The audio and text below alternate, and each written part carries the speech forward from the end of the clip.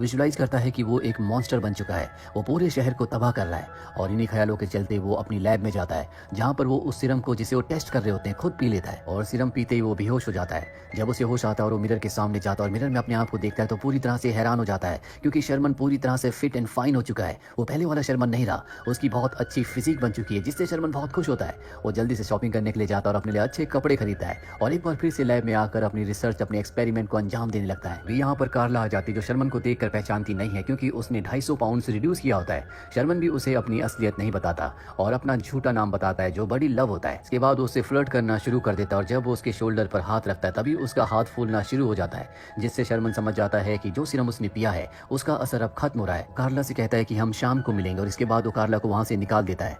अब शर्मन दोबारा से पहले जैसा मोटा हो चुका है। इसके बाद वो कार्ला से मिलता है। कार्ला उसे कहती है कि एक लड़का जिसका नाम बड़ी लव है, उसने मुझे शाम को अपने साथ डेट पर चलने के लिए कहा है। शर्मन कहता है कि तो तुम्हें जाना चाहिए और वहां से निकल जाता है। शाम को एक बार फिर से सीरम पीने के बाद वो पहले जैसा फिट हो जाता है। बड़ी लव बनकर कार्ला से मिलता है, जिसके बाद ये दोनों उसी क्लब में जाते हैं जहां पर एक दिन पहले इन दोनों का कॉमेडियन ने मजाक उड़ाया था और आज शर्मन यानी कि बड़ी लव उसका मजाक उड़ाता है, जिससे उसे गुस्सा आ जाता है और शर्मन के ऊपर हमला करता है। लेकिन यहाँ पर उसके अंदर पहले से बहुत ज्यादा ताकत आ चुकी है, इसीलिए वो लड़ाई में भी उससे हरा देता है। कार्ला भी उससे बहुत इंप्रेस हो जाती है, लेकिन उसे नहीं पता कि ये उसी का दोस्त शर्मन है। जिसके बाद एक बार फिर से शर्मन के अंदर जो सीरम का असर होता है वो खत्म होने लगता है, उसका होंठ सूजने लगता है। वो कहता है ये इन्फेक्शन है और अपनी गाड़ी में चले जाता है। तभी वहां पर उसके साथ लैब में काम करने वाला उसका साथी जेसन आता है, जो देखता है कि वहां पर प्रोफेसर शर्मन की कार है। वो उस कार में जाता है। ये वो वक्त होता है जब प्रोफेसर शर्मन बड़ी लव से शर्मन में कन्वर्ट हो रहा होता है, यानी कि उसका वेट बढ़ रहा होता है।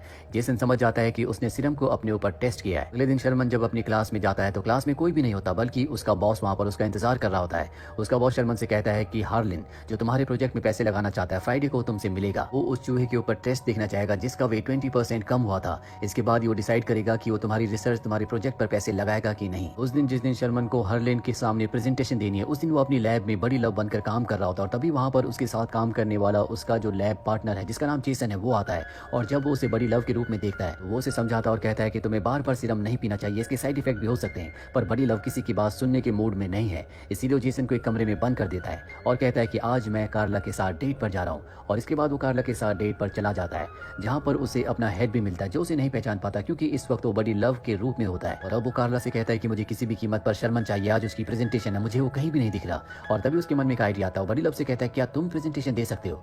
बड़ी लव इसके लिए मान जाता है और वो हर्लन के सामने बहुत अच्छी प्रेजेंटेशन देता है, जिससे हर्लन उनके प्रोजेक्ट पर, उनकी रिसर्च पर पैसे लगाने के लिए मान जाता है। इससे बॉस को बहुत खुशी होती है और वो तय करता है कि वो प्रोफेसर शर्मन को उसकी नौकरी से निकाल देगा और उसके बदले बड़ी लव को रखेगा। और अब यहाँ पर बड़ी लव को दिखाया जाता है, जो कार्ला के साथ तो है, लेकिन वो कई लड़कियों के साथ फ्लर्ट कर रहा होता है, जिससे कार्ला को गुस्सा आता है और वो वहां से चली जाती है। लेकिन बड़ी लव लड़कियों के बीच में बहुत ज्यादा खुश होता है और वो उन सब लड़कियों को लेकर अपने घर चला जाता है। अगली सुबह बड़ी लव जब प्रोफेसर शर्मन के रूप में उठता है तो वो देखता है कि वहां पर कार्ला ही है। और कार्ला जब देखती है कि उसके घर में बहुत सारी लड़कियां हैं तो वो उससे भी नाराज होकर वहां से निकल जाती है। शर्मन अपने ही रूप में अपने कॉलेज जाता है, जहां पर उसका बॉस उसे बताता है कि उसे नौकरी से निकाल दिया गया है, इसीलिए वो वापस घर आ जाता है। घर पर आकर वो फ्रस्ट्रेशन में खा रहा होता है और टीवी देख रहा होता है और तभी वो अपने ही रूप को यानी कि बड़ी लव को टीवी पर विजुलाइज करता है, जो कि उसे कह रहा होता है कि कार्ला तुम्हें नहीं बल्कि मुझे यानी कि बड़ी लव को पसंद करती है। इससे शर्मन को बहुत गुस्सा आता है। वो लैब जाता है और सारे के सारे सीरम को नीचे गिरा देता है। कार्ला को दिखाया जाता है जिसे एक पार्टी का इनविटेशन आता है। जब उस पार्टी में जाती है तो वहां पर शर्मन की मॉम होती है और वो बताती है कि शर्मन ने यहाँ पर सबको इनवाइट किया है, शायद वो कोई बात सबको बताना चाहता है। वहीं शर्मन को दिखाया जाता है जो एक बार फिर से सीरम बनाकर पी लेता है और बड़ी लव के रूप में वो उस पार्टी में आता है, जहाँ पर उसका बॉस भी होता है। वो अपने बॉस से बदतमीजी करता है, लेकिन उसके बॉस को नहीं पता कि यही शर्मन है। वो स्टेज पर आने के बाद सबको अपनी रिसर्च, अपने एक्सपेरिमेंट के बारे में बताता है, लेकिन कोई उसकी बातों पर यकीन नहीं करता।